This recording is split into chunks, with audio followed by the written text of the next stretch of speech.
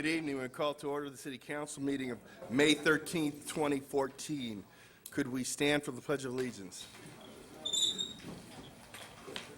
Right hand over your heart. I pledge allegiance to the flag of the United States of America and to the republic for which it stands, one nation, under God, indivisible, with liberty and justice for all. Madam Clerk, could you call the roll? A quorum is present. Any persons wishing to address City Council on any item on tonight's agenda other than the public hearing may do so at this time.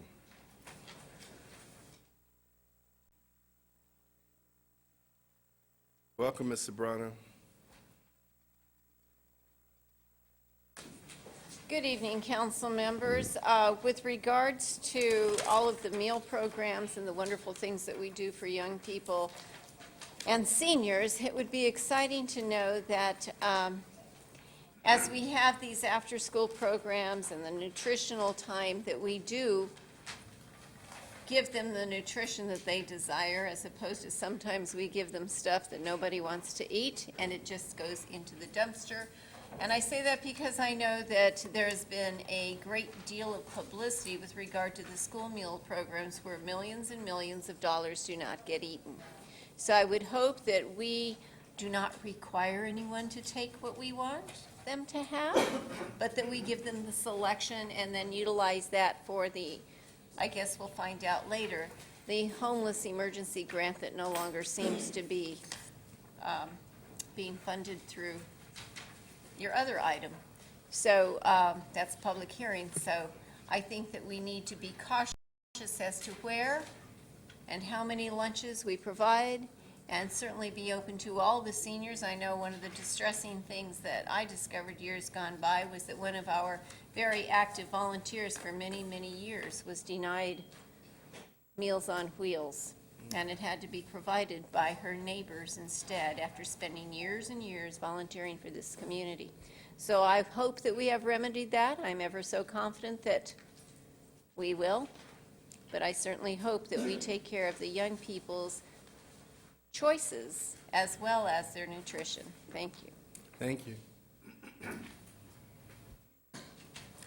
Mr. Mayor, Council, my name is Joseph Texera. I have two issues. One, I'm objecting to the minutes of April 29, 2014. The City Clerk's office has a history of not exactly being accurate with the minutes. We had talked about once there was a measure or a vote for water, and there was 20 people that spoke, 19 were against the issue and one for it, and the clerk's office only gave the comments from the one person because that's what the council eventually voted on. It states here under the April 29th minutes, Joseph Texera commented, Willie Brown does not live in the city of Inglewood and should not tell Inglewood residents to move out of the city. Well, that did happen, and it's a fact that Willie Brown, according to the assessor's office and the records office and everybody else, doesn't live in Inglewood and hasn't for quite some time, but that took all of 11 seconds to say. And the rest of the time I spent my time talking about how James Butts exploited the death of Frederick Martin just so he could have a national stage and looked like the big tough mayor while he was offering rewards and saying, guaranteeing, according to Inglewood Today, that the killers would be caught. So if somebody says 10 different subjects, okay, you pick a couple, but having 11 seconds of comments and leaving out the things that just happen to condemn the mayor, it just seems a little bit too convenient. Also, again, I'm going to object to the payment. Well, let me just rephrase that. I'm going to object to this city doing any business with Inglewood Today for several reasons. One, because it is a conflict of interest for instance, the city clerk to have her picture next to Willie Brown every week that I've seen. This is free publicity, and as we talked about before, these type of ads, like right above her, there's a tire ad, and there's ads on other papers. They cost money to ordinary people.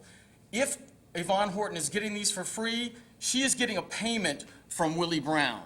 She is getting what any competent politician knows is something that will cloud her judgment when picking who's going to be the person that's going to be our official newspaper. This is advertising for her reelection. Politicians have to pay for this. And when people have to pay for it, but you get it specially because you're the city clerk, that's crooked. That's something that shouldn't be done. That is just so obvious, it's not even funny. Now, again, I hope that Ms. Horton doesn't try to twist what I said. I said that these politicians, herself included, and those on the council, are taking our tax dollars and giving it to Willie Brown so that they can get good publicity in his paper. Thank you, Mr. Teixeira. Thank you.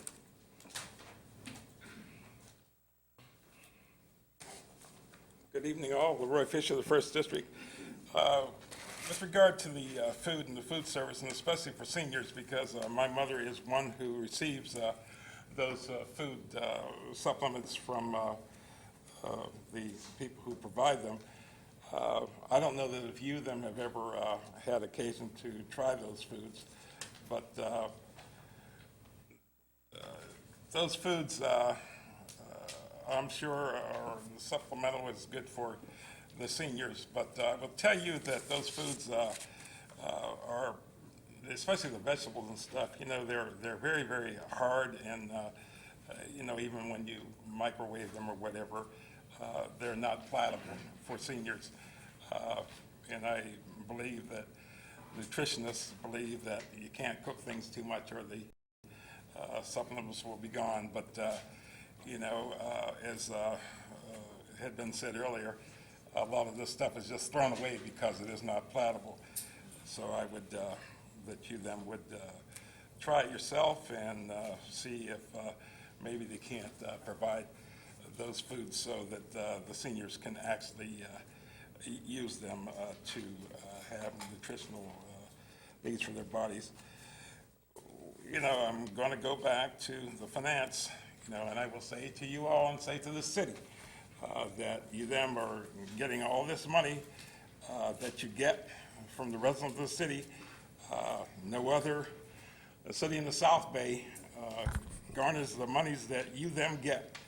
And I continue to suggest to you and to the residents of this city that there ought to be a law against it, and there ought to be some way even that one of you would propose ways to lower the amounts of money that we pay you for, you know, from our taxes. So I think it's very unfair that you get all these monies for us.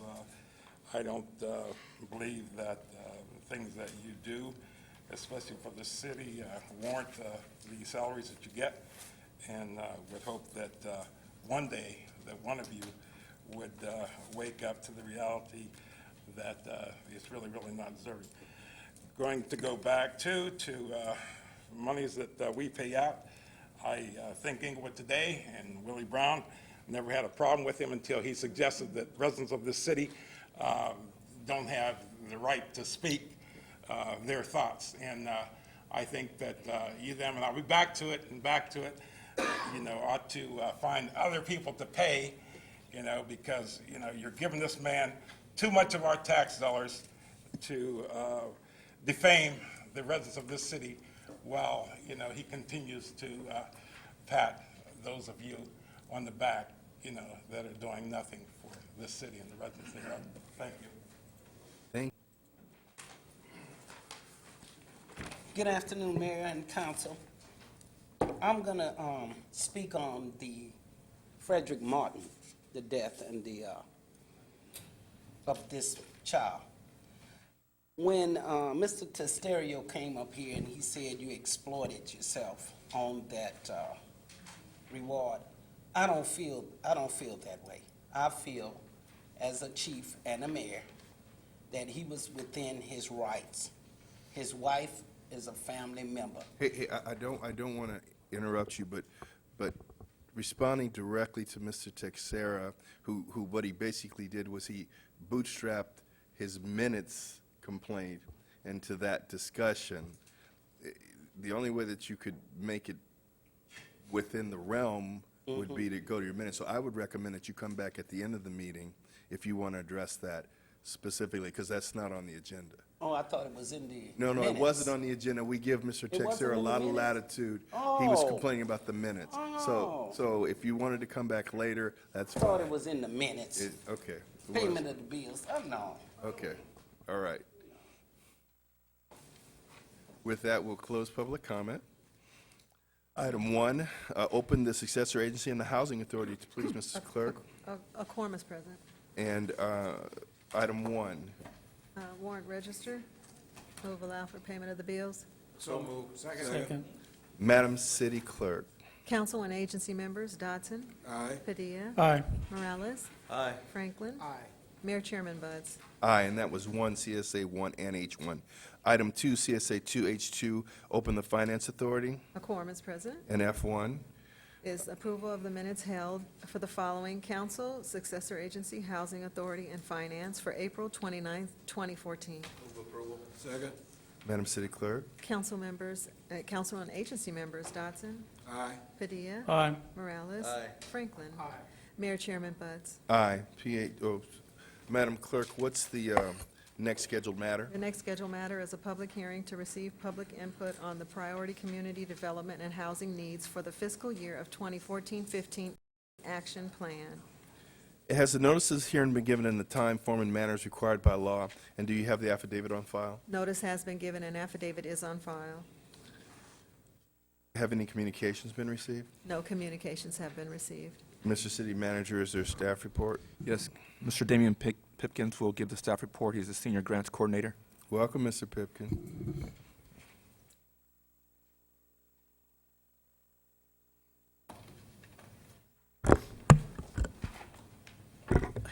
Good evening, Mayor, City Council.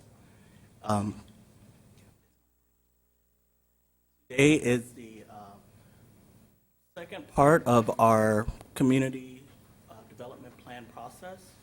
And the first part was just setting the public hearings, and so one of the public hearings is tonight. And the reason for this public hearing is to give persons who are in the community, a chance to voice their opinion on community needs and housing needs. Examples of these would be sidewalk repairs or street repairs. Other things would be meals, which I did hear someone comment about, summer camp programs, things of that nature. Secondly, we have some community meetings coming up, so this isn't the only opportunity. We're going to have meetings over the next 2 weeks, and I can let you know about those meetings right now. And they're going to be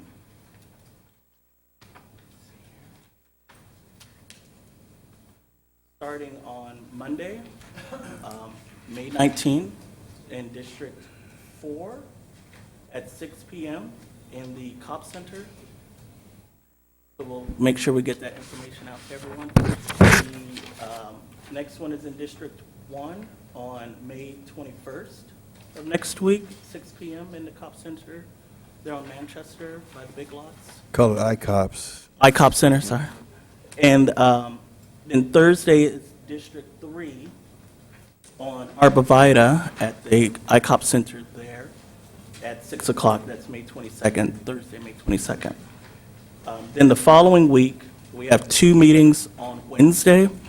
One is in the daytime, 11 a.m. on May 28th at the Edward Vincent Park Senior Center, and that's at 11 a.m. again. And then the evening session is here at City Hall on May 28th at 6. And then the last meeting is on District 2 at the ICOP Center there at the La Brea Plaza by the Starbucks.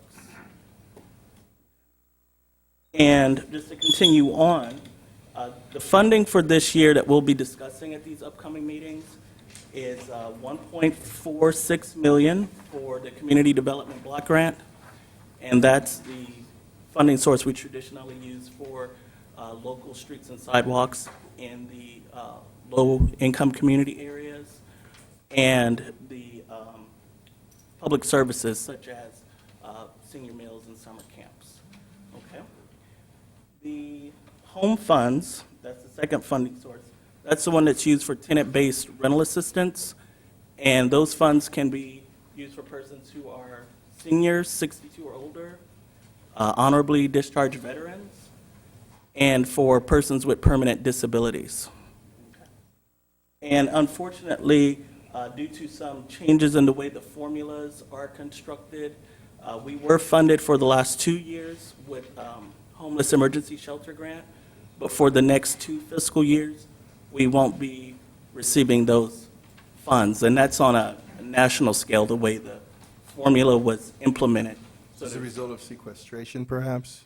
correct. All right, thank you. And so you have 5 entities in California that aren't going to be receiving, the funds Their regularly allocation. like they had been. So after the next 2 years, it may be reinstituted. But we did get an increase in our home funds, so that is good news. Other than that, I can answer any questions from yourselves, the council, mayor, council, or from the public. Well, okay, here's how we're going to do it, though. We're going to allow the public to make comments, and if they have questions, then council members will forward them, all right? Any members of the public who wish to address the council in this matter, please come forward.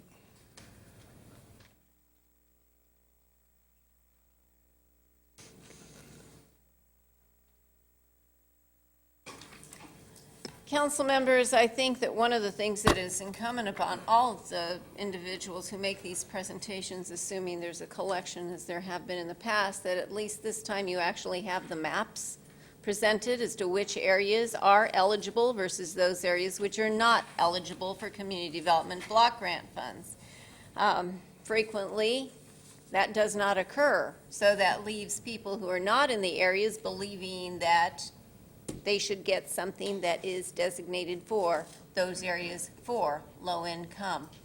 Additionally, I would hope that this time we go out and come up with the various options of how other communities have utilized those funds. We seem to be stuck in a rut of using it always for the same thing over and over and over again, rather than widening the perspective of what those funds could be utilized for.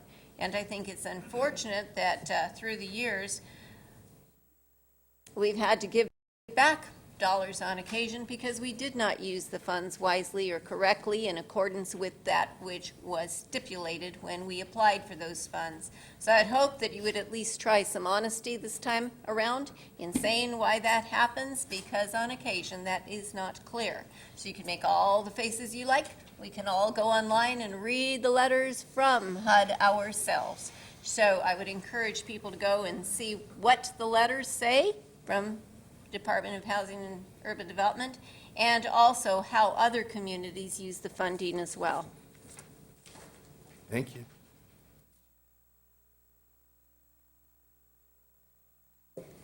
Aldine Sly, First District, Mayor, City Council, staff. May I ask him to repeat those public hearing dates again? Certainly. Could you repeat the dates? Okay, and these will be online in the morning, and you will also should start receiving tomorrow the brochures that have the surveys in them. So again, I'll just give you the dates. They're Monday, May 19th, and that's in District 4 at the ICOP Center on Imperial, Okay. and that's at 6 p.m. Next Wednesday at 6 p.m. as well. That date? District 1. That date? Yes.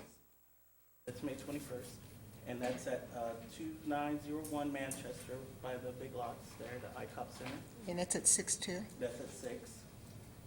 Thursday, May 22nd, that's District 3 on Arborvitae, 129 West Arborvitae, and that's at 6 p.m. as well. And then the following week, Wednesday, May 28th, at the Edward Vincent Park Center, and that's a daytime meeting at 11 a.m. And then there's an evening meeting, same date, May 28th, on Wednesday at 6 p.m. here at City Hall. And then the last meeting is Thursday, May 29th at 6 p.m. on 943 North La Brea, where the Starbucks and Centinela and La Brea. Okay, thank you very much.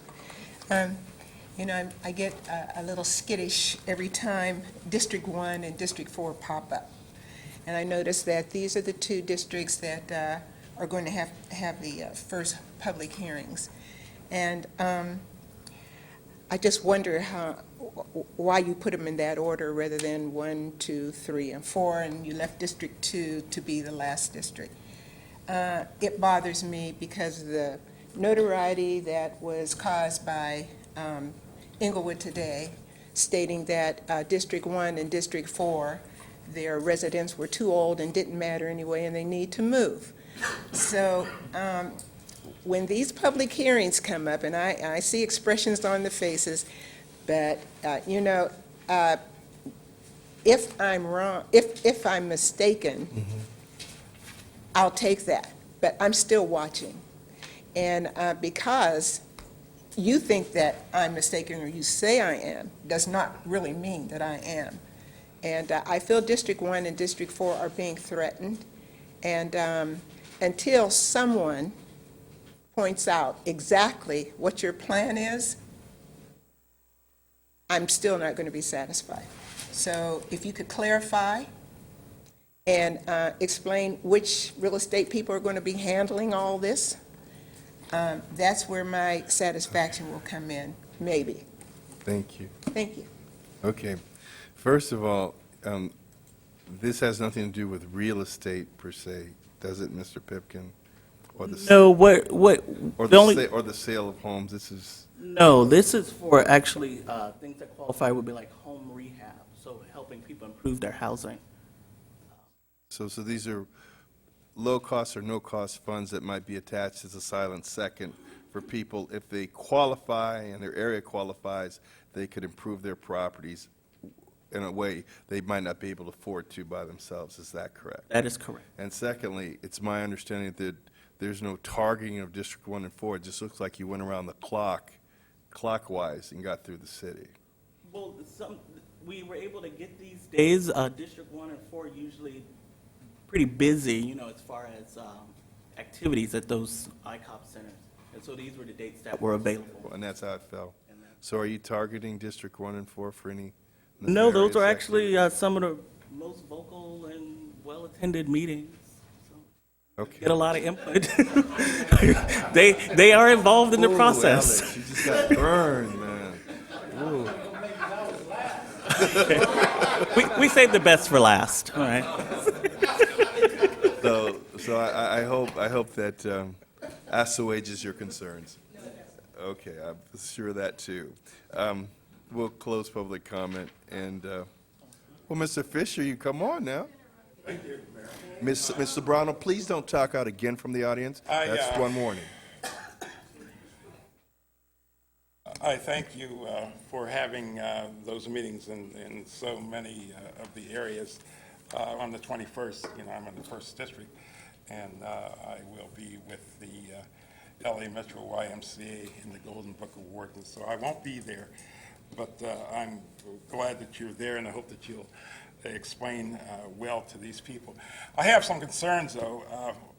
First off, I would want some of these funds to go toward repairing the sidewalks and making them handicap access, and I hope First District Councilperson will be there to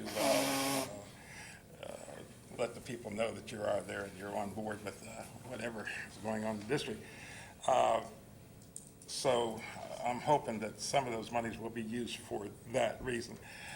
Also, with regard to Section 8 housing, seems to me that a lot of these owners of apartments now are going away from the Section 8 housing, I guess, because of not having a lot of housing. And I know that Inglewood especially has to provide a lot more housing because of the housing that we've gotten rid of. But the Section 8 people are going to be impacted by this. And so, those who need, I hope that you can be able to help them. But I know that a lot of the owners of these properties now are going away from Section 8 and opting to instead just rent to people who could more afford these. And since things are getting brighter in Inglewood and we have housing that is less expensive, I think that we see more people coming into the city from other areas and renting these properties that formerly maybe somebody's on Section 8 could get. So hoping that you can help people who truly, truly need that help. Please come out to the First District and let the people know of what these funds could be used for, because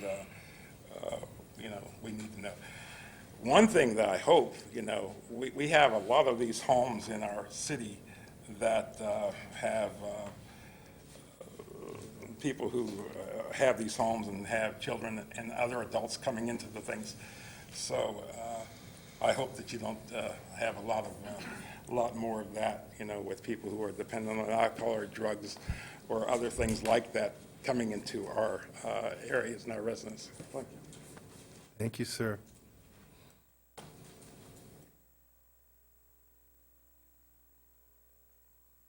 Good evening, everyone. How you doing? Good evening. I just wanted to ask, the meetings that are being held in the community in the different districts, will these just be presenting the plan, or will the community get the opportunity to give input, give feedback, maybe even critiques of the plan itself? This is an opportunity for you to give input and also learn what we've done in the past, contrast it, and make suggestions. Cool. Thank you. We'll close public comment. Any council direction to staff? Yes. Go ahead, Councilman Franklin. Since I'm being targeted. Targeted. I welcome the challenge. I do have concerns because of the turnaround time being less than a week. So I want to know what specifically are you doing to reach out to the public, particularly in District 4, when the notice is for them to be there is on Monday, and here we are now on Tuesday, less than a week away. One. Second one is, I welcome the public comments that was stated earlier about having map of eligibility areas, so when people do speak, and many of the residents, particularly District 4, that come, including myself, that the issue of concern is the ones that are there by majority don't live in the targeted area. I happen to do. I happen to be there, be in the targeted area. But that needs to be clarified before they speak out. And then finally, I'm sorry, I got one more. And surveys that I need for you to promote, that not only do you take verbal comments at the meeting, there is a survey you provide everyone in attendance that goes in detail of your preference, and then you prioritize them as to what you identify, what you want in the targeted area. Regardless if you live in the area or not, you want them funds being appropriated. And my final comment is, I did read the report that had the omission of the housing emergency shelter funds, which used to be made available on a regular basis. And so we as a council relied heavily on St. Margaret Center and PATH to help assist us with the homeless for temporary shelters. I'd like to hear from staff as to, and you don't have to do it today, but subsequently, share with us on how we as council and the mayor is going to be identified that there is an increase of homeless in our streets, that we want to reach out to them, at least provide them options if they choose to do that, when in essence that this is a benefit that we thought was available is no longer available due to sequestration. Now I'm through. Hey, real quick. Council. Wait a minute, finish. I want to comment. Oh, yeah. Go ahead. Please, let me comment. Am I marked? Well, for your first concern, and I know that you do the email blast, and we Yes. get a good attendance, but, in the past, I'm available to do another meeting if for some odd chance we only get 3 people at the meeting or something. Okay, well, we do well, but okay. Yeah. So I guess depending on what happens Monday, we can work something out. And if we need to have another meeting in District 4, I'll oblige to that. Okay. The second, I think, was that the map? Maps. Now, those will be provided at the meetings when we come, but, I mean, I can probably bring a bunch up here to council and leave them on the table if need be. I'm not sure, because there's two ways to qualify for the program. You can qualify as an individual, depending on your income, and like for this year, for a single person, your income, if you're below, if from 0 all the way up to 45,650, you may qualify, for these funds. So either if you live in an area where people are considered low to moderate income, or if you yourself are low to moderate income, you could benefit from these services and programs. Okay, so just know that. And then Surveys. yeah, and the surveys, I'll make sure we just get them out to everyone. It'll also be online beginning tomorrow as well, and they're not due till June 13. So you're going to have basically a month. Now, you're going to provide each council member with electronic copies so we can do our own? Yes. Okay, thank you. Councilman Morales? Yeah, and that's what I was going to say. The surveys I know worked. We haven't gotten a lot of presence in District 3 in the past. But the one time you guys did a mailer in terms of the survey, and we got a number of them back, that was helpful. And he brings up the point about being able to email kind of our groups, which would be great. And also, I wouldn't mind, the hard copy, being able to send out to residents that might be interested.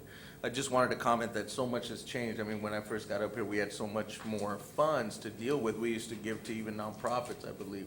But, now we've become the city that has to kind of leverage our CDBG funds and be realistic about what we can do with them in terms of the sidewalks and everything else. A good point was brought up about the handicap kind of corners, and we did a great deal of those in the past couple of years with those funds, so I did want to point that out. And that was it. As long as we get kind of the ability to kind of send out our markers as well, I think it'll be helpful in case people can't make it to a weekday meeting. That's it. Thank you. Thank you. Councilman Padilla? Thank you, Mayor. Yes, you're last. Again. But, no, I just wanted to check, I have a lot of Hispanic, Spanish speakers in District 2 on the east end. I want to make sure we're going to be able to reach out to them. Are we going to have something bilingual? Yes. That I know in the past you have, so I appreciate that. And thank you for your staff report. You hit all the points that I was concerned with. Appreciate it. Okay, and I want to thank Ms. Sly because she asked questions that maybe other people might have, and they don't come forward, and so we appreciate the opportunity to clarify any misunderstandings about the program. I heard a comment about going to other cities. Now, is it my understanding is that we have a list of the matrix of available uses this money can be put to? We know that, right? That's correct.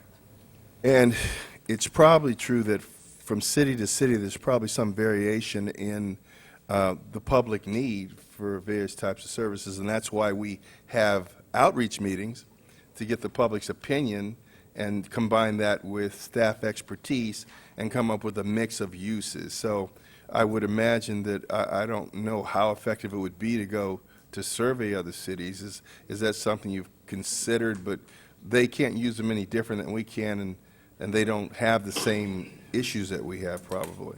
Well, one thing that HUD does do is provide, I guess, a metrics of data of how other cities use those funds. Okay, so you have that.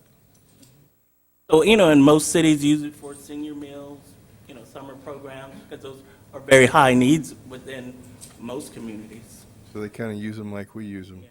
There's not Okay. a lot of variation between cities. All right. And we'd have to agree that there have been mistakes made in the past, and some expenditures are disallowed and money was paid back. Is that correct? That's happened at times in the past, but not in the recent past. Okay, so then this has been discussed many times before, is that right? That is correct. Okay. Always good to have the past resurface. That's all I have. Thank you very much. And so I think our collective direction is to make sure that the public meetings are effective, that we get meaningful input, and we incorporate that into our final matrix of service. Yes. And we will have one more public hearing, I believe in June, when the report is ready for review and approval. So we had this public hearing, we're going to have the public meetings, and then another public hearing before approval. All right, thank you.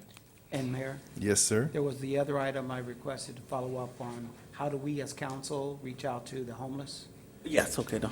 shelters? Thank you, Mayor. Thank you. Thank you, Councilman.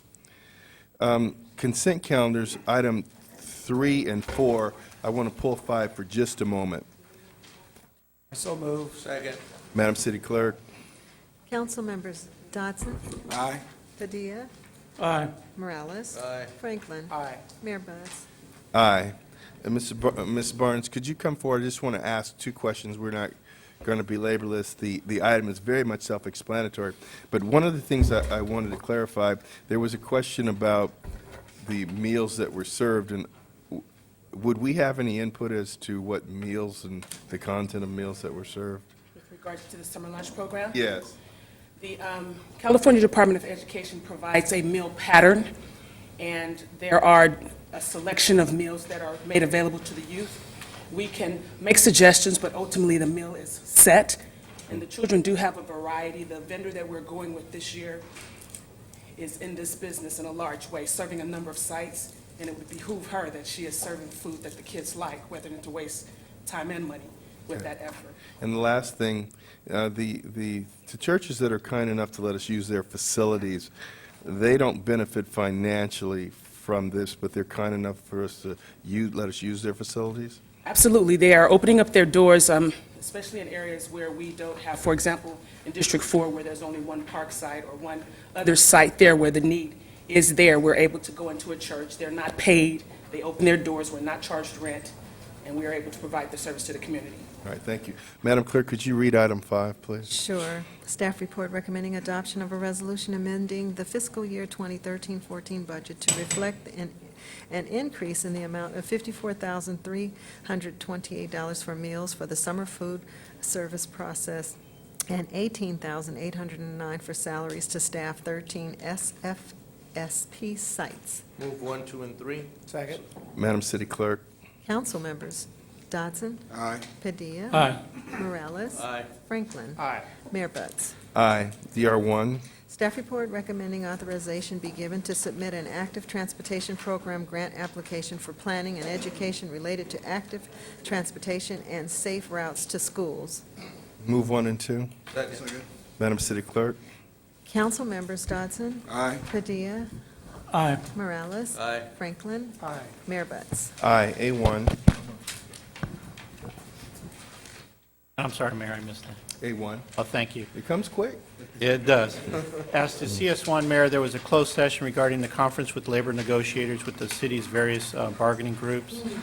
The negotiators for the city was Artie Fields, the city manager, and Jack Kaufman, the chief negotiator. Discussions were held, no final action taken. As to the next item, there's no reports from the city attorney's office.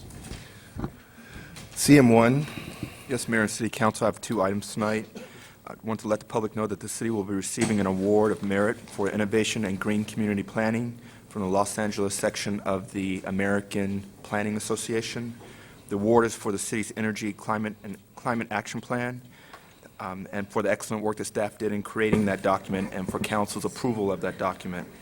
Just as a reminder, the Energy Climate Action Plan, also known as the ECAP, is a plan that the city is going to be using to reduce energy consumption and greenhouse gases.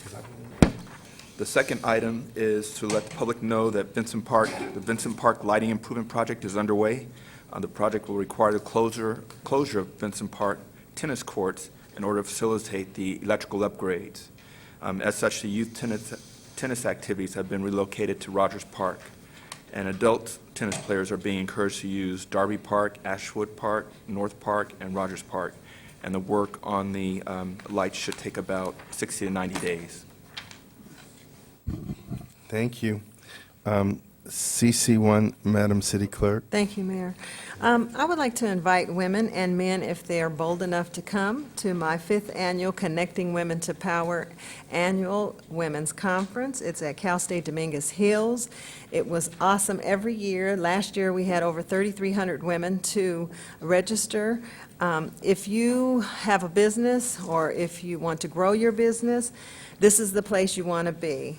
I personally will be facilitating a work-life balance session, and it's real talk, real people, real issues. And the session was awesome last year. It's going to be really awesome. I have a special treat for the women. We have a great panel of women executives that will be there to share their life challenges and balancing their family and work life and still remain sane. Some of the topics are building a business on a shoestring budget, investing, planning, and wealth, protecting your interests, capitalizing on tax credits, and the hidden power of a woman. So again, that is June 20th at Cal State Dominguez Hills. It is free. If you're interested, you can register at 1-888-847-9652. Thank you very much. Thank you very much, Madam City Clerk. CT1, Madam City Treasurer. Thank you, Mayor. I'd just like to give a brief financial report regarding the bond securities that are currently held. And currently, there's roughly about 37 bonds in the portfolio, and the value of those bonds, the cost basis is $56,020,188. And the estimated market value, which is required by generally accepted accounting principles, is $55,363,902. The difference, which is negative, which is $656,286. But again, all of these bonds will be held until maturity, so there will be no, all of the principal will be recovered. And the average yield is between 0.56 and 1.81. The lowest bond in the portfolio is 0.80, and the highest bond is 2.05. And with regards to the state investment, the local investment agency fund, their daily yield is 0.24, and their quarterly yield is 0.26. But again, the state fund have to stay short. They have to stay at least 1 year, whereas I have the option of going out 5 years. And with regards to the bills that was paid for the month of April, $11,128,197.85 in April. The net payroll was $2,987,962.79. And the total for the month was $14,116,160.64. Thus far for May, the total bills is 5.5 for the total bills that has been paid.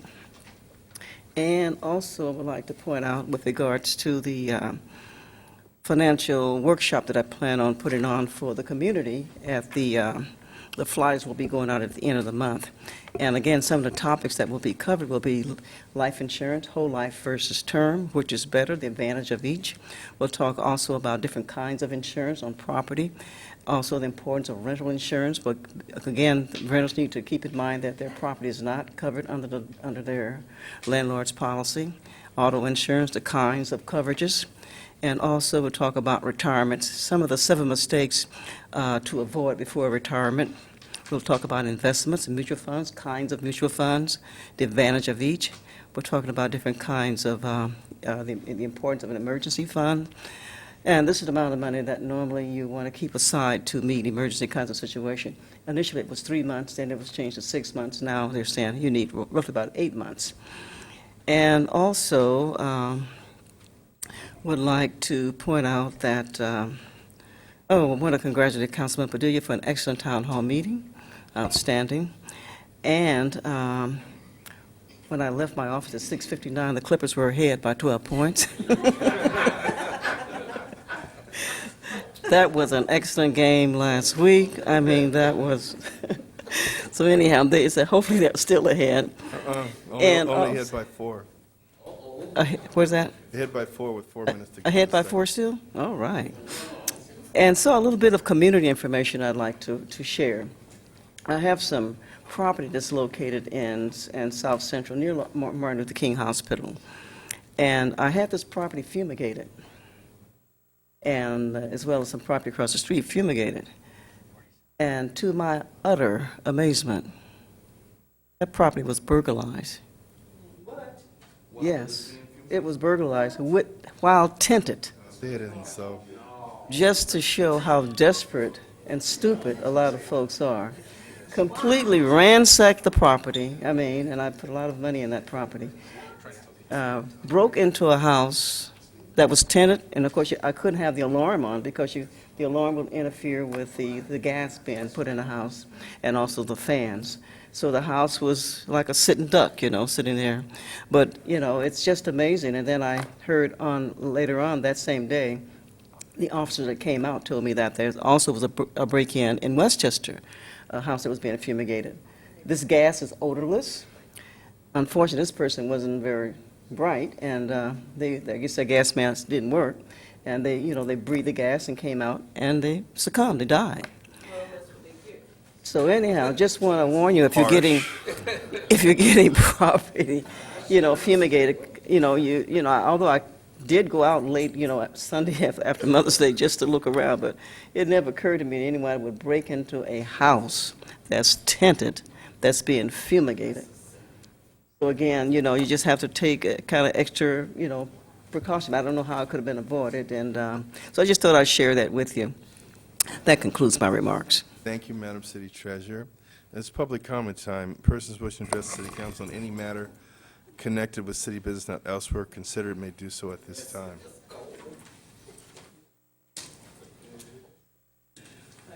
Yeah, my name is Alfonso Parker Jr. I'm a Vietnam veteran, 66, 67. Also a conscious objector. The United States Army was sending us into Vietnam with no weapons training.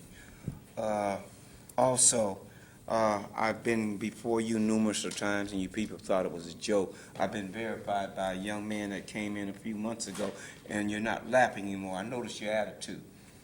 VA falsifies records. Young officers being pushed out.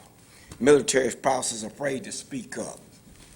A victory for whistleblower. By the way, Snowden was not a whistleblower. He was special ops. He was sent there to show them how to operate that drone they sat down over there, which is against international law to export or import weapons.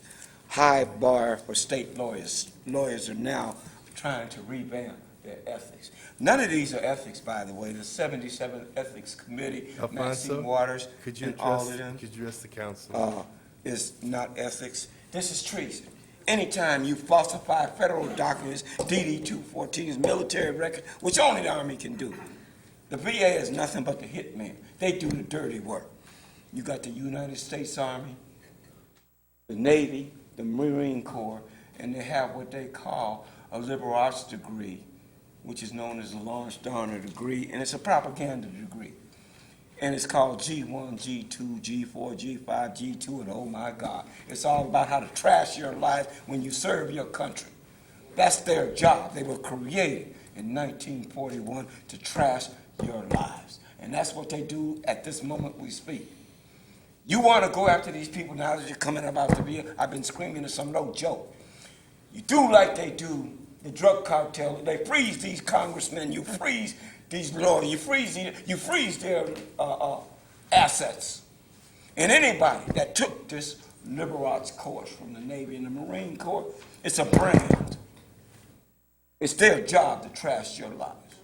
This new military, it's not new, it's the same old thing. They just close one dump site and open another one. And no lawsuit has ever been settled before they open another one, non-profit advocacy, because it's an ongoing systemic problem. And until they get it right, everything's in payroll now. And everything, until they get it right, they can't pay you because it's a lawsuit. Come to my meetings. Chachuco's Youth Justice Center, 1137 East Redondo Beach Boulevard, Inglewood, California. My phone number is 323-842-3363. Come see me. And I hope they gave you trash like me, a fraudulent DD-214 with the presidential seal. I have the original. They have the original. It's called cooking the books, racketeering, treason, espionage. You name it, they don't have no qualms about doing their own. And read your Constitution, it can't be done. There's no secret can be held from you. Thank you, sir. The only thing that can be held from you is Thank the you, things sir. that are illegal. Come to my meeting Thursday, Thank you, 7 sir. p.m. to 9. And I'll bring everything to trash too. I'll walk you through it.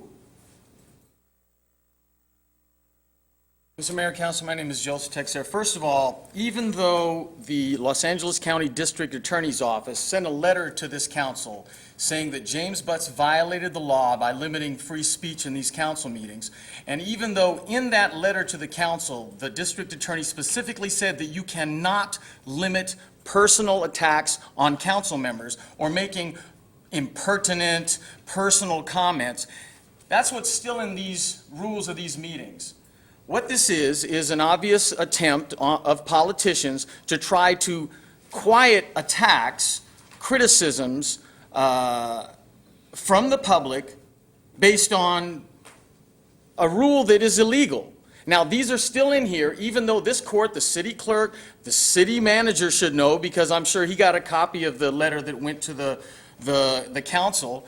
The Los Angeles County District Attorney's Fraud Investigation Unit, I believe that's what it's called, stated very clearly, you can, if I come up here and say, James Butts, you're a liar, I'm talking to James Butts and I'm calling him a liar. Some people may call that impertinent. There's nothing you can do about it, but it's in these rules, because what you guys want to happen is people come in here and read this and go, oh, I can't talk to that person even though I haven't complained about it. So that's something that needs to be taken out immediately.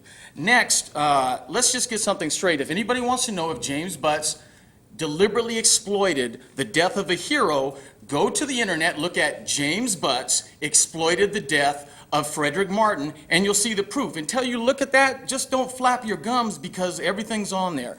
James Butts called a press conference, said that he guaranteed, or at least the paper said he guaranteed that the culprits would be caught and prosecuted. Then later on, a year later, he said it was unlikely that somebody is going to get caught if it's 24 hours after, 48 hours, and every day after the murder, it becomes less and less likely that the person gets caught. He also said at the press conference that he wanted a number of rewards to be offered. Then a year later, he said he's never seen a reward be successful. So it's clearly, the mayor's excuse is, we had a good lead on who it was. Problem is, having a good lead is not justification for guaranteeing the public that somebody's going to be caught. That's like not having a job and buying a new car because you think a job interview went well. That's just simply bad judgment or dishonesty. And Chief Fronterata said that rewards don't work. The mayor said rewards don't work. Yet on February 11th, the city manager came out and it said offering a monetary reward to encourage individuals to provide information leading to the arrest of criminals is a widely recognized and effective investigative strategy. So you guys need to get your lies straight. Next to this thing about Willie Brown I'll talk about, Willie Brown does not live in Inglewood, and if he ever did, You're done, Mr. it was in the Texera. last century. Texera, your time is up. Thank you very much. You're always entertaining. Leroy Fisher, the First District, wanted to give you a little story that I think you all need to know. I was here last Tuesday. I left here, was reaching out to my mother, some food for my mother, and I went down to Inglewood and Manchester. There was a Inglewood police car sitting there. The engine was running. I went into a couple of restaurants right there. It took me probably about 20 or 25 minutes to take care of what I was going, getting the food and getting served. Went from one restaurant to the other, and the car was still sitting there, still running. I said, gee, what's all that, you know? Happened to look into a barber shop there. One of the Inglewood police officers was there at 3 o'clock, getting a haircut. You know, I've made note to Chief Fronterata because, you know, I've talked to him on other occasions about his officers being in places, and I don't think that they were doing the things that serve this community. Don't know that, you know, you don't have any concerns about it, but I do, because I'm a taxpayer, and I think that was a waste of our money. So wanted you to know, and because I try to see things in this city that I live in, and things that bother me, I speak to. This thing about people coming up here and speaking about whatever goes on in the city, you might not agree or disagree, but we have the right to say. And I am very, very serious, about Willie Brown and Inglewood today. I don't appreciate him demeaning people, and I think that I was one of those that, we are the haters, supposedly.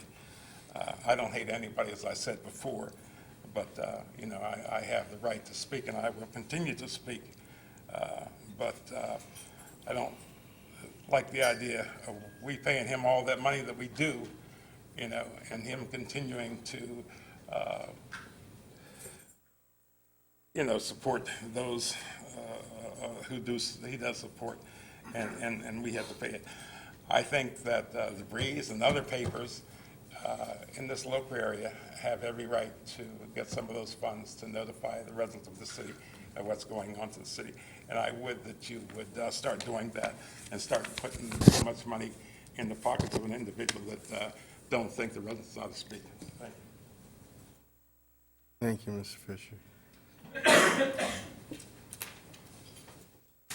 Good evening, Council and Mayor.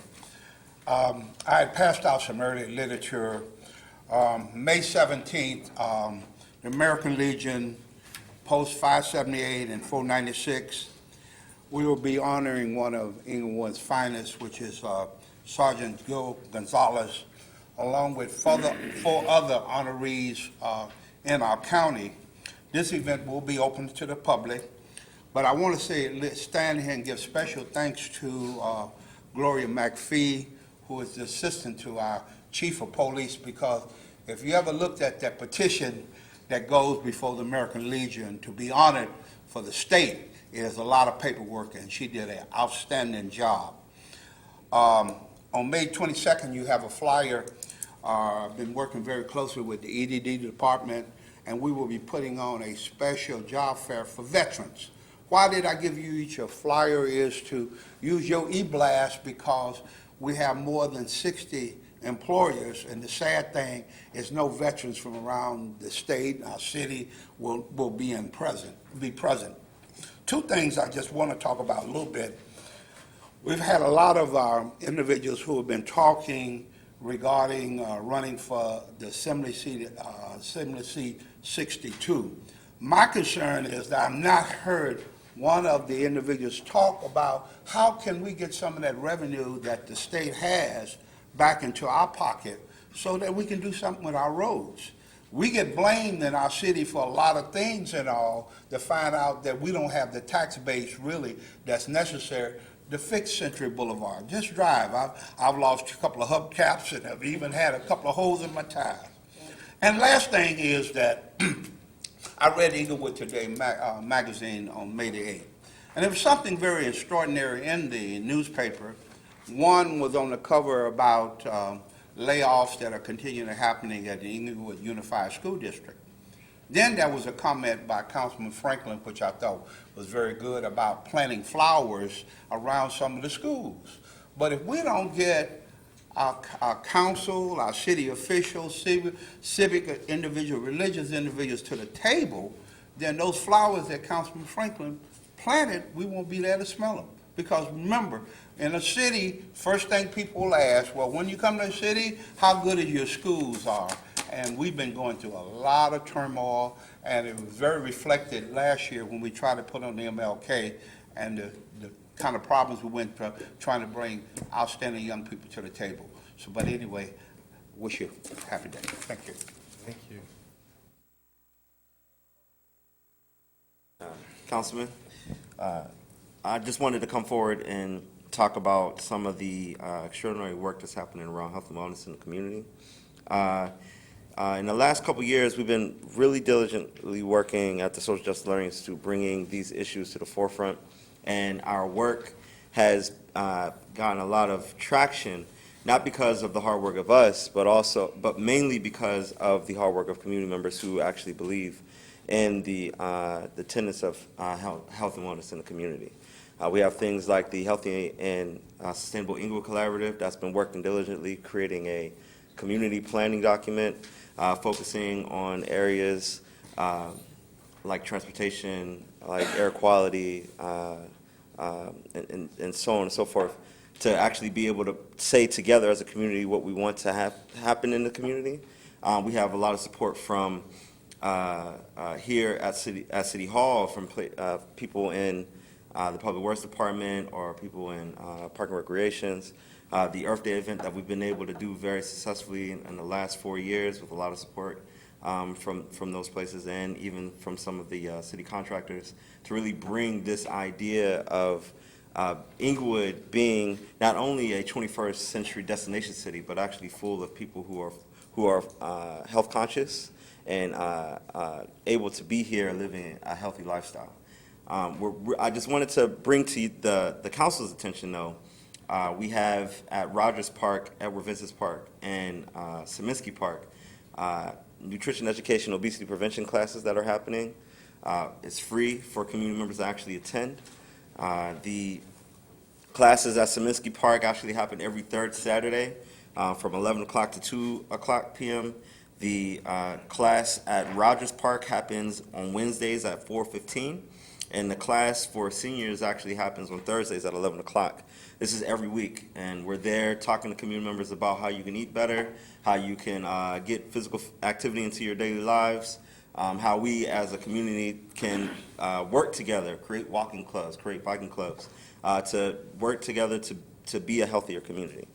So I just wanted to just bring some attention to those things. We're out here, we're doing this work, and like I said, not only just for ourselves, but actually bringing everybody together to be a part of this beautiful Inglewood community that we have and we live in. So I just want to thank you for the support, Mayor Butts, the city council members, Ralph Franklin, Councilman Franklin. You've been a huge supporter of ours from the very beginning since we started this work.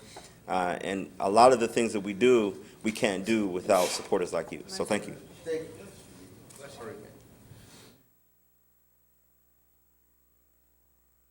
Good evening, City Council, Mayor, and staff. Renal Davis, 2nd District. I'm going to speak first on Mr. Parker. It's been several years when he first showed up, as we recall. And yeah, I confess, I thought that, he was maybe a little bit off the beaten path. Because he was saying some things that were troubling. And as the son of an Army Air Corps veteran, yeah, it hit home for me. And now everything he was talking about, well, maybe not everything, but a lot of it, it's starting to come to pass. The Veterans Administration's head honcho, they want his head on a plate. They betrayed our veterans. And if we as Americans, with Memorial Day coming up, don't stand up and say something to our congressmen, our senators, or something about it, then what does that say about us? We just want to send them off to the next war? What happens if they decide, not to go? You know me, I'm a student of history. You remember when the veterans got ripped off, or thought they got ripped off for their pensions? They camped out right in front of the White House until, I believe, what was the president's name? I believe it was Wilson, had the bulldozers sent in. But that was our granddaddy's America. Those men were still patriots. If that happens now, you wonder what might happen if they send in the bulldozers this time. I wouldn't want to risk it. But that having been said, my last minute and 7 seconds, I'm going to talk about what veterans fought and died for me to do, to stand up here and have free speech. Everybody, this is America. We should all be able to come up and put our 2 cents in. Either it'll be heated or it won't be heated. That's the rules. I don't want to ever think that I would have to suffer some sort of retribution because I came up here and said, Councilman Padilla, there's this big pothole over on Hazel Street, and there is, right at 554, and it hasn't been filled. And city trucks ride over it every day. You know, I don't want to be smeared or whitewashed and have it come out that, yes, I did have a Playboy subscription in the 80s. I read the articles. So, you know, maybe I'm trying to make light of something that's very serious. No, I'm not a hater. I'm just a concerned citizen. And that's what I think people here generally are, because, hey, I'm not running for mayor. I have any political aspirations. I'm smarter than that. You folks have a good night. Yeah, I agree. You're smarter than that. I sure was.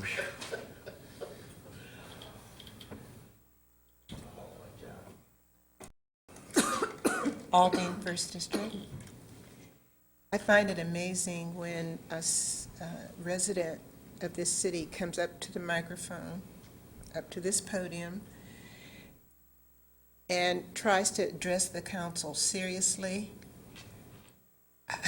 When I make comments, I'm not trying to be a comedian. I noticed that most of the people laughing up there at my comments were all of you, and just a few, one or two out here. When I come to this podium and talk to you, I'm as serious as a heart attack. I'm serious. And if you think I'm paranoid, go ahead and think it. But paranoia does not mean that you're wrong. I've lived too long in this life to know that. I've seen things happen in this city that I suspected way before it happened. And people laughed at me and called me a conspiracy theorist. But now it's coming to pass. We have a resident, just lives down the street from me, and I got a flyer in the mail, and they're having an open house. Beautiful home, gorgeous home. Councilman Dotson, you know who they are. And so it's starting. So I'm going to be paranoid until someone proves me wrong. I'd also like to know what's happening with some of the properties that seem to be going to seed, like Warren Lane Elementary School. They've moved out of there, but I've heard nothing about what's going to happen to that property. And then I heard some rumors about Daniel Freeman. Rather than the original plan for it, they're going to build high-income condominiums for people with money. You know, you do things behind closed doors, but when democracy goes behind closed doors, it dies. I'm sitting out here wondering what's going to happen to my city. And I'm surprised whenever I find out what is really happening to my city. So just to let you know, I am going to continue to be paranoid, but that does not mean that I'm wrong.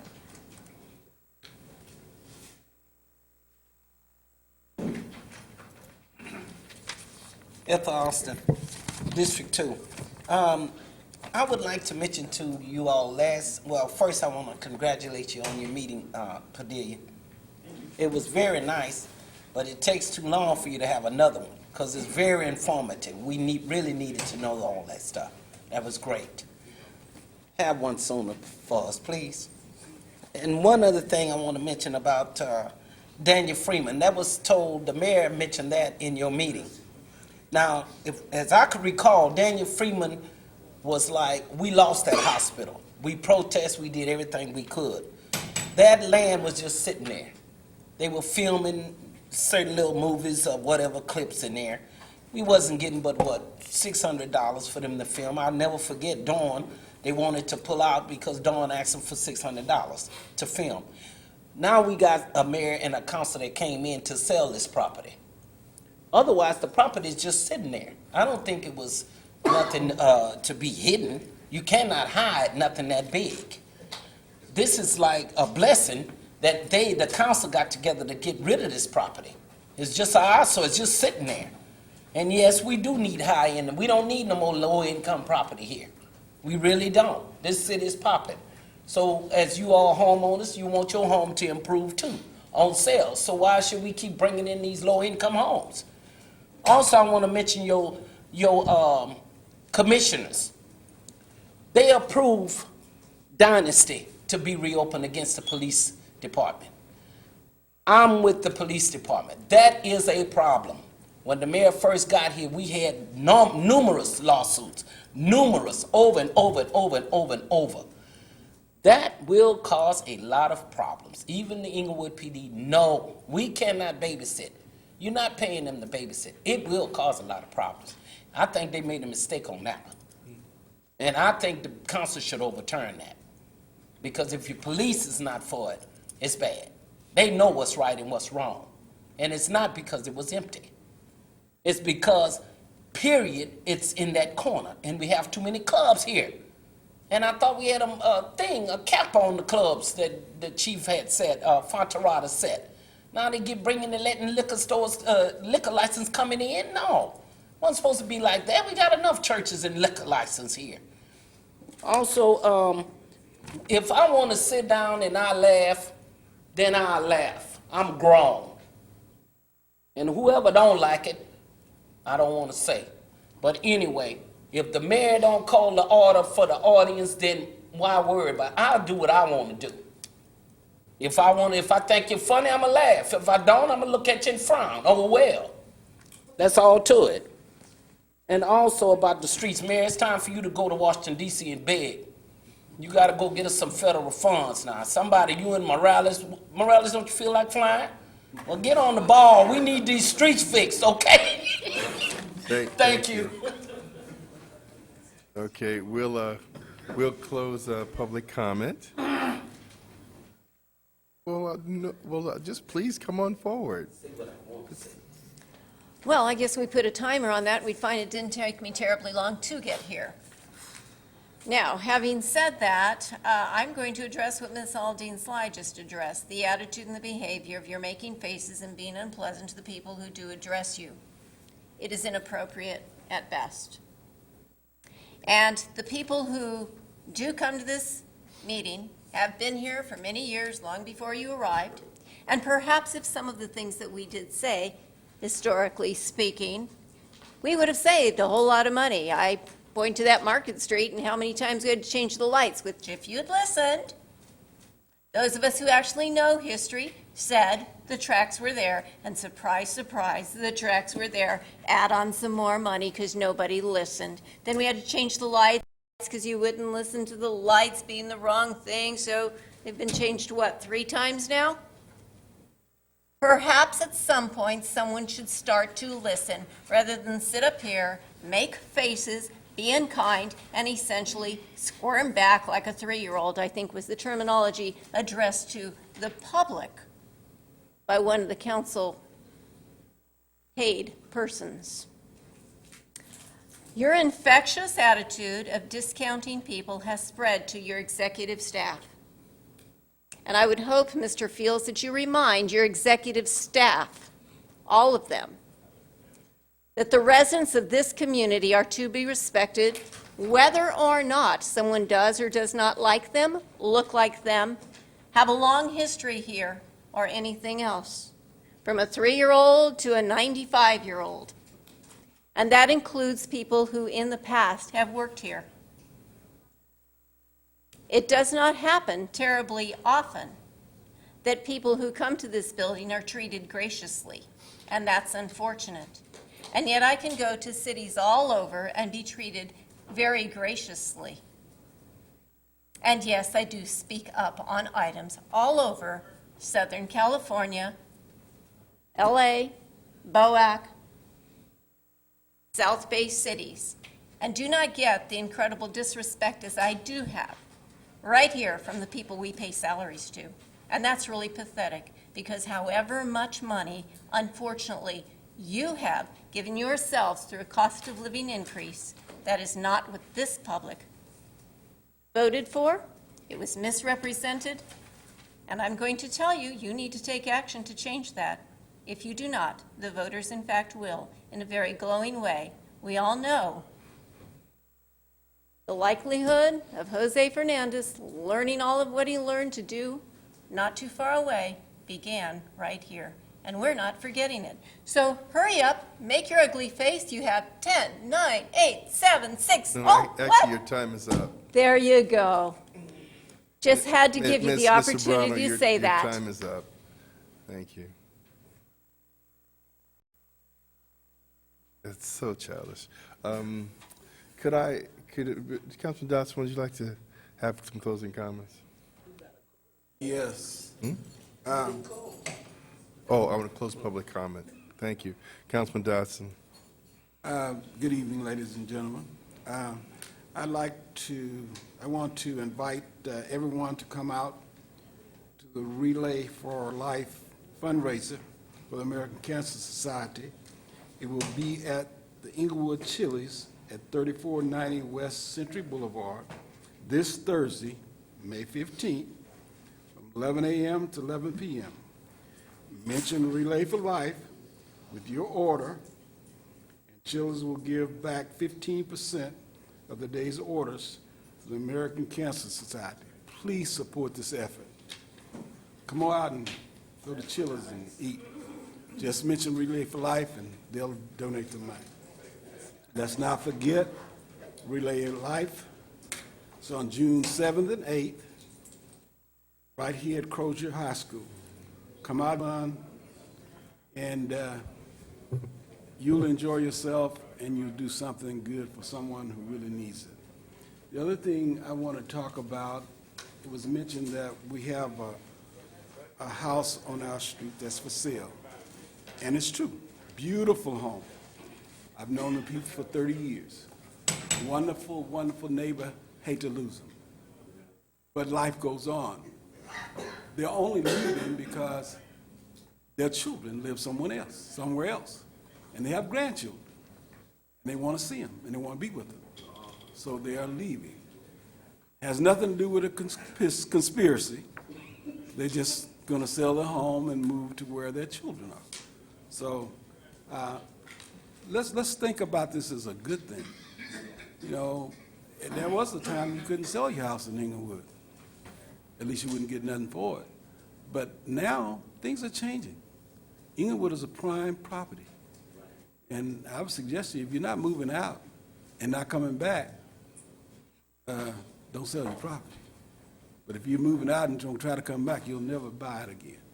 So my suggestion is everybody stay in Inglewood, invest your money in Inglewood, see it come to fruition. Thank you very much.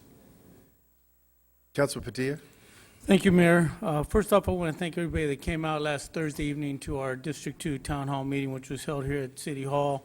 Special thanks to my commissioners, Juanita and Jim Withrow, Gabriel Hernandez, Patricia Marquez, to my right-hand man, my assistant, Ramon Quinones, to a couple of community members, Diana Mori and Mary McBride, and then also my wife, Stella, for helping put together a good event for our community to hear about the good things happening here in our beautiful city of Inglewood.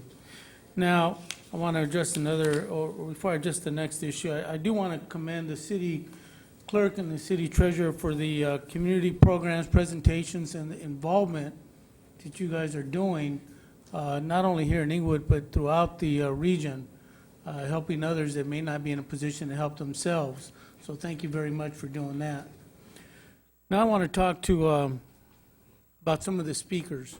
And yeah, you know, you're right. Everybody has an opportunity to come up here and speak, and we don't stop you, and you can say what you want. But what I'm not on board of is when you come up here and you attack somebody of integrity, such as the city clerk, Yvonne Horton, a person that has compassion, that cares about people, and does the right thing right all the time.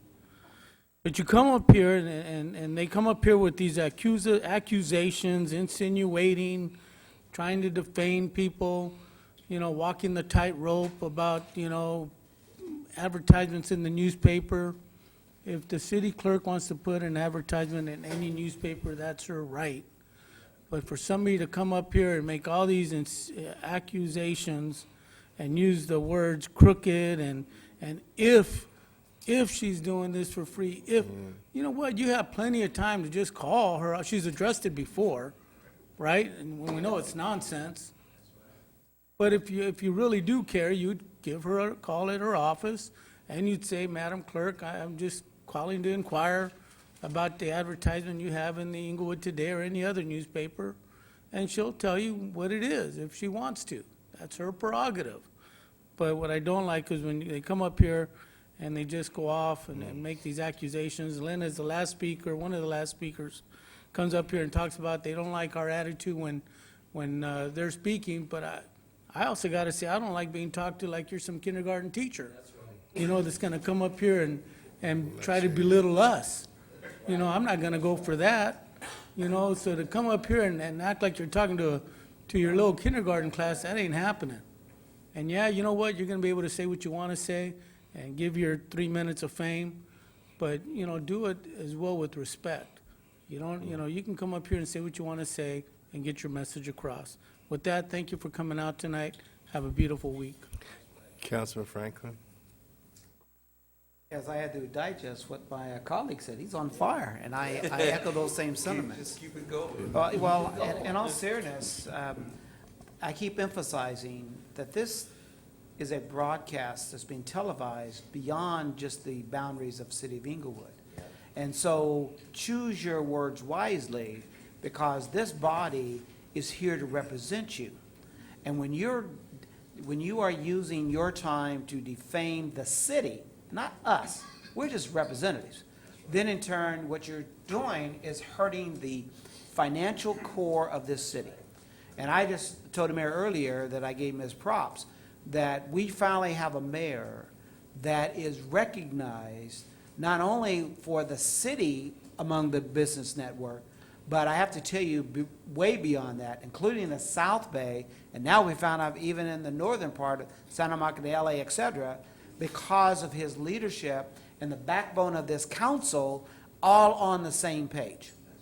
And to solidify that, you identify the growth and the stability of this city. And as he's indicated earlier on previous occasions, we had to make some tough, hard choices for this city because we refused for it to go bankrupt. And no different when you have your home business, your home financial issues that got to be taken care of, you make sacrifices in order to make sure those bills get paid. This is no different, but collectively there's 5 of us that are all on the same page, which is a significant difference and a breath of fresh air. I also want to acknowledge and follow up with Mr. Fields' comments that had to do with the recognition of the Inglewood Energy Climate Action Plan Award of Merit that we're going to receive on June 12th. But there was another partner that we have, and that was called the Social Justice Learning Institute. They also will be receiving the Merit of Social Change and Diversity, all because of what we've done here in the city. Following that same lead, the Social Justice Learning Institute also is having an outreach to community to make healthy choices. And so they're having an event at the main public library on Friday, May 16th, and they're reaching out to the children specifically, where they're going to provide books called the Book of Gardening Projects for Kids, 101 Ways to Get the Kids Outside, dirty, and having fun. And I think that's ideal because I reached out to my granddaughter, who looks at grandpa, to find out, what do you do? And so at the age of 4, she's learned about planting and harvesting in my backyard.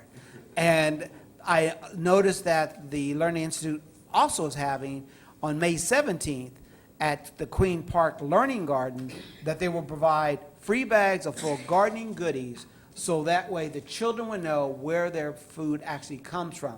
But it all starts with you as leaders to take care and bring up our youth and our future. Thank you very much, and have a great evening. Councilman Morales? Thank you. Even though they took all the good stuff. I know. But the truth of the matter is that every time we hear the comments, it's not that we don't accept them. Everybody has the right to do it. But sometimes if we're making an expression, that's our response, because over and over for years and years, What amazes me is, for instance, the comments on Ms. Horton. It amazes me that people think that we would risk our lives and risk our reputations and our family And freedom. and our freedom, Freedom. to be sitting here. We all take it as a privilege. We've been bestowed this responsibility from our neighbors, our residents, and we very much respect that. And so we don't get to come up here and just mouth off on just like everybody else gets to do. We have to remember that we are actually representing a group of people that have voted for us to be here responsibly. But to think that we place that kind of value to risk our lives, and really that's what they're telling Ms. Horton. They're basically saying, hey, you're getting this for free, that's illegal, you shouldn't be doing that. That inference it's so ridiculous, because when it's time for us to go, the residents will tell us and we'll be fine with it. Hey, that's the political process. But like Councilman Padilla said, hey, sometimes we get spoken to, and our residents themselves would like to see us step forward and say, hey, that's unacceptable. And that's what he's saying.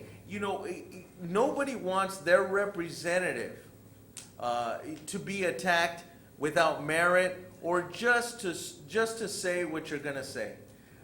That's something that lately we've been able to address. Now, I have to tell you, the last couple of years, we've made more decisions to change the course of this city than we have in the last 10 years, maybe.